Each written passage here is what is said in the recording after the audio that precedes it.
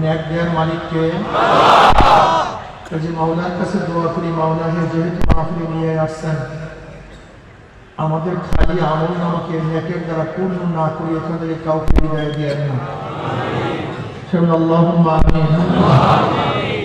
আলোচনা খুবই সংক্ষিপ্ত করব, খুব খেয়ালের সাথে কথাগুলি শোনা চাই। আমরা এখানে আসছি কেন? দিন ও দাওয়াত তাবলীগে, দাওয়াত তাবলীগের নিসবতে আমরা এখানে আসছি, অন্য কোনো উদ্দেশ্যে এখানে আমরা আসিনি।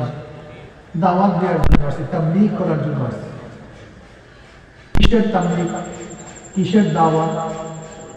কোরআন হাদিসের দাওয়াত, আল্লাহ আল্লাহ রাসূলের দাওয়াত। নবী দুনিয়াতে আসছেন কেন? এদের কাজটা কি ছিল?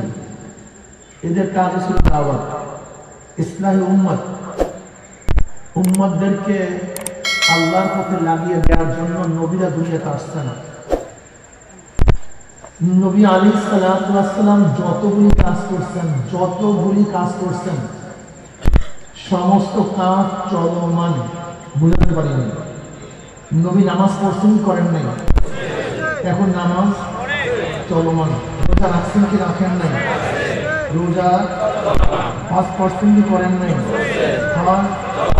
আপনি দেখেন নবী আলাইহিস সালাতু ওয়াস সালাম যতগুলি কাজ করতেন সব কাজ চলমান। গাড়ি তো চলতেছে, আগে ড্রাইভার নাই, এখন কি করবেন? গাড়ি তো চলবে, চলতে হবে, ড্রাইভার নাই, আর একজন ড্রাইভার বসবে। আগে পাইলট নাই, প্লেন চলে, কি করবেন? কথা বলেন না, আর একজন পাইলট বসবে। আগে ইমাম সাহেব নাই, নামাজ চলতেছে, এখন কি করবেন? নবী আলাইহিস সালাতু ওয়াস সালাম যতগুলি কাজ করছেন সমস্ত কাজ চলমান। কিন্তু নবী তো দুনিয়াতে নাই, কাজ তো চলমান। কাজগুলি করবে কি?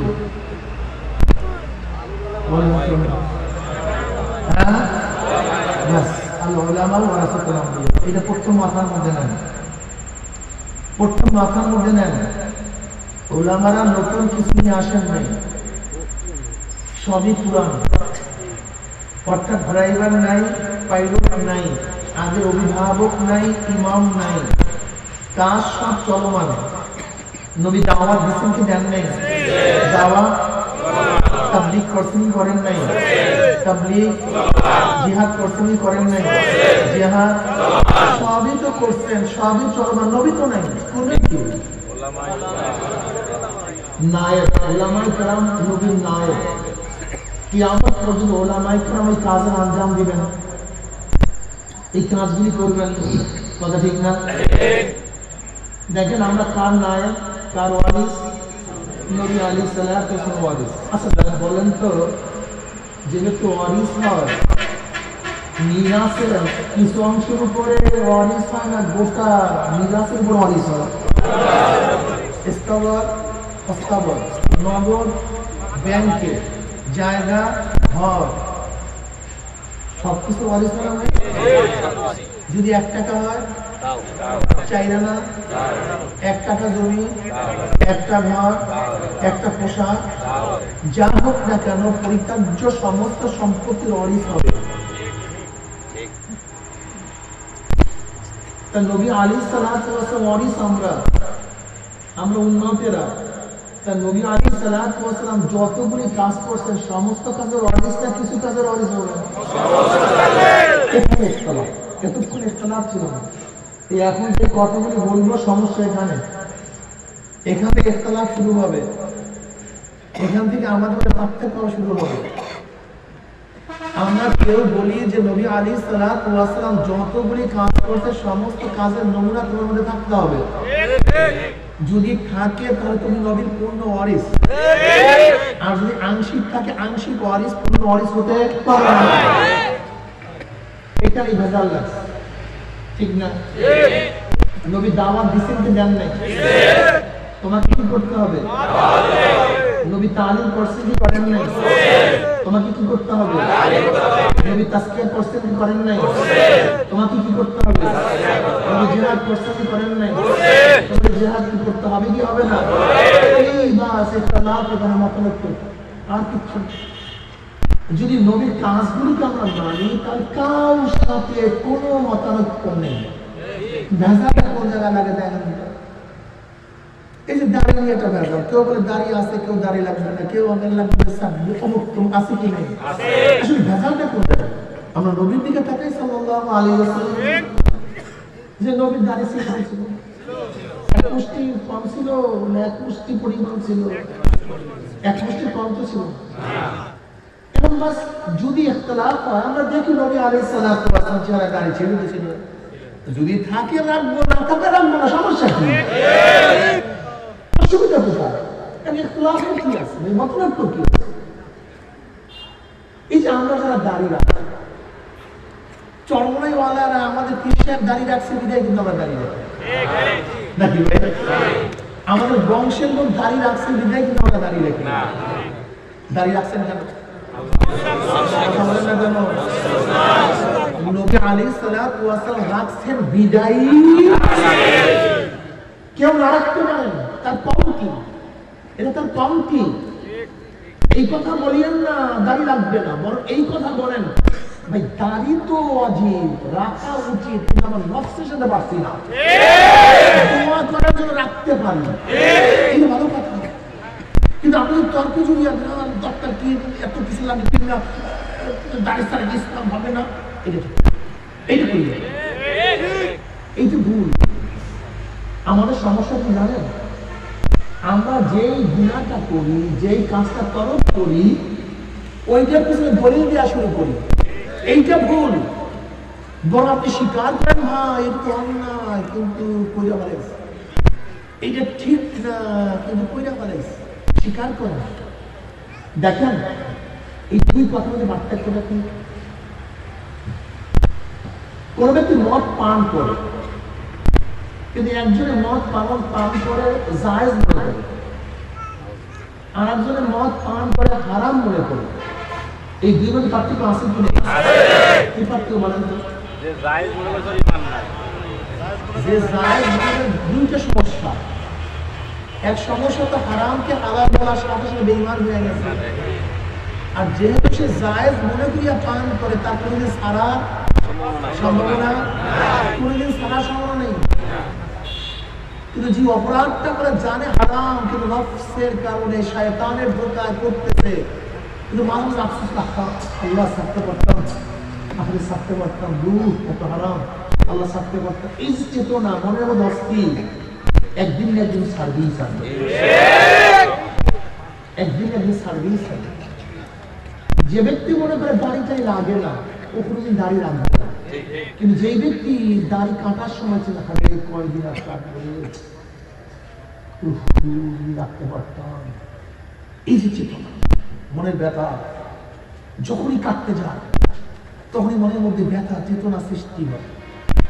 আমি যদি রাখতে পারতাম, যদি রাখতে পারতাম, তোমার এই আফসোস তোমাকে একদিন দাড়ি রাখতে বাধ্য করবে, একদিন একদিন রাখবাই রাখবা, কোনো সন্দেহ নেই, রাখবাই রাখবা, কোনো সন্দেহ নেই। কিন্তু তুমি যদি ওইটাকে তাচ্ছিল্য করো, হেয় প্রতিরোধ করো, তাই না কাজ হবে, কারবার শেষ। দেখেন লেবাসুত তাকওয়া যালিকা খায়র। আমাদের মধ্যে একজন মানুষ আছে যার লেবাস টেবাস ইসলামের মধ্যে নাই, লেবাস না পোশাক। হিন্দুদের ধর্মীয় পোশাক আছে কি? খ্রিস্টানদের, ইহুদিদের, বৌদ্ধদের, শিখদের। ইসলাম এত ছোট হয়ে গেছে, ইসলামের কোনো লেবাস নেই। তোর মাথার মধ্যে ঘিলু টিলু আছে, আগে ঘিলু ঠিক করো তারপর কথা বলো, আগে ঘিলু ঠিক করো তারপর সামনে বক্তব্য দাও। সমস্ত ধর্মীয় ব্যক্তিদের পোশাক আছে, আর ইসলামের কোন পোশাক থাকবে? প্রত্যেক জাতির পোশাক আছে, প্রত্যেক সংস্থার পোশাক আছে, প্রত্যেক দলের পোশাক আছে। মিলিটারির পোশাক আলাদা না, সবাই জানে। পুলিশের পোশাক এক না, ভিন্ন। কথা বলেন, মিডিয়ারদের দেখুন সবার পোশাক আলাদা। ডাক্তারদের পোশাক আলাদা, ওকিলদের পোশাক আলাদা, যে যেখানে কাজ করে তাদের পোশাক আলাদা। আর তুমি ইসলামের মধ্যে আসছো, তোমার পোশাকের কোনো গুরুত্ব নেই, কোনো দাম নেই। তুমি পড়তেছো না, পারো না, এটা তোমার দুর্বল হতেই পারে, এটা তোমার দুর্বলতা, এটা আত্মীয় করার কিছু নাই। দুর্বলতা আশ্চর্য হওয়ার কিচ্ছু নাই। কোন ব্যক্তি নামাজ না পড়লে আমি আশ্চর্য হই না, কিন্তু ওই ব্যক্তির প্রতি আশ্চর্য হই জীবনে নামাজ লাগে না, যার নামাজের গুরুত্ব নেই। আমি তার কাগজ নিয়াজ করি। আমার মুসলমান বন্ধুরা খুব খেয়াল দিবেন, বোঝার চেষ্টা করবেন।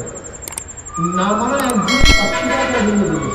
না মানা এক জিনিস, অস্বীকার করা ভিন্ন জিনিস।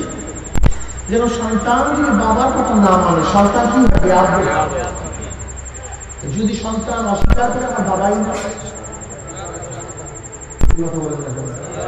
কি হয়? অবৈধ হয়, জায়েজ হয়। না মানলে বেয়াদব হয়। যদি বলে সে আমার বাবা না, অস্বীকার করলে জায়েজ হয়, অবৈধ হয়। কেউ যদি ইসলামের হুকুম না মানে সে ফাসিক হয়। যদি বলে লাগে না সে বেঈমান হয়, কাফের হয়। অস্বীকার করিয়েন না, অস্বীকার করিয়েন না, খবরদার। বাবার কথা মানেন নাই, বেয়াদবি করছেন, মনের মধ্যে ব্যথা সৃষ্টি করেন, তাহলে একদিন না একদিন মানতে পারবে না। আর বাবার কথা মানেন নাই, মনের মধ্যে ব্যথা সৃষ্টি হয় নাই, জীবনে বাবার কথা মানতে পারবেন না। আমরা যখন আসি আমার বন্ধুরা, আমার বাবারা, পর্দায় মা বাবা, আমরা অনেক ইসলাম ঠিক করে মানতে পারি না, কিন্তু আমি বলবো মনে মনে ব্যথা সৃষ্টি করে, ব্যথা সৃষ্টি করে। জনাব মুহাম্মদ রাসূলুল্লাহ সাল্লাল্লাহু আলাইহি ওয়াসাল্লাম দাওয়াত দিতে গিয়ে সাধনা করতেন, কষ্ট করছেন। কি কষ্ট করছেন আপনারা জানেন? সিরাজে আবু তালেবের মধ্যে 3 বছর অবরুদ্ধ ছিলেন। 3 বছর, 1-2 দিন নয়। হেরেমের মধ্যে জনাব মুহাম্মদ রাসূলুল্লাহ সাল্লাল্লাহু আলাইহি ওয়াসাল্লাম বলেছেন, নামাজের সময় উটের পচা নারী দুইটা মাথার উপর চাপিয়ে দেওয়া হয়েছে। এই দাওয়াত দিতে গিয়ে তায়েফের ময়দানে প্রচন্ড রক্ত ঝরাইছে শরীর থেকে, জুতা মোবারক রক্তে আটকে গেছে। এই দাওয়াত দিতে গিয়ে নিজের জন্মভূমি ত্যাগ করে হিজরত করতে বাধ্য হয়েছে। সাহাবায়ে কেরাম রাদিয়াল্লাহু তাআলা আজমাইন এই দাওয়াত দিতে গিয়ে হিউম্যান আমি কষ্ট নাই যে কষ্ট স্বীকার করেন নাই, অনেক কষ্ট স্বীকার করেছেন। আমার কি খারাপ হয়েছে? হ্যাঁ, তুমি নারাজি রাখো, কমাও কমাও কমাও। এই ব্যক্তিকে বলছিলাম না আগে উঠতে, বলছিলাম ওঠো, তুমি ওখান থেকে উঠতে বলছিলাম, আগে তুমি জলদি ওঠো।